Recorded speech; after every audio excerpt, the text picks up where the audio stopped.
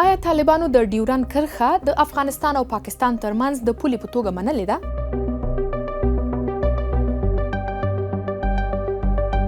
د پاکستان د هوایي بریدونو له امله چې په کابل، کندهار او د افغانستان په څو نورو برخو کې ترسره شول او همدارنګه د طالبانو او د پاکستاني پوځیانو ترمنځ د سرحدي نښتو له زیاتېدو وروسته دواړه لوري د ترکیې او قطر په منځګړیتوب په دوحه کې خبرو ته کېناستل او د دواړو لورو ترمنځ د اوربند یو تړون لاسلیک شو. خو دې تړون هغه وخت جنجالونه راوپارول چې د قطر د بهرنیو چارو وزارت له لوري د خپرې شوې اعلامیې په یوه برخه کې ویل شوي وو چې د قطر دولت هیله لري چې دا مهم ګام به د دواړو هیوادونو ترمنځ سرحدي شخړو ته د پای ټکی کېږدي. که څه هم قطر وروسته د خپل اعلامیې متن په رسمي ویب پاڼه کې اصلاح کړ او له هغې څخه یې د پولې یا سرحد کلمه لرې کړه، خو بیا هم ډېر خلک وایي چې د طالبانو د دفاع وزیر ملا یعقوب د پاکستان له دفاع وزیر خواجه محمد آصف سره د خبرو پر مهال د ډیورند کرښه د افغانستان او پاکستان ترمنځ د رسمي پولې په توګه منلې ده. خو اوس پوښتنه دا ده، آیا واقعا د ډیورند په اړه کومه پریکړه شوې ده؟ دا موضوع هغه وخت لا ډیره توده شوه چې کله د پاکستان د دفاع وزیر په یوه ټلویزیوني مرکه کې وویل چې اصلي تړون او د هغه مواد هغه څه نه دي چې خلکو ته ښکاره شي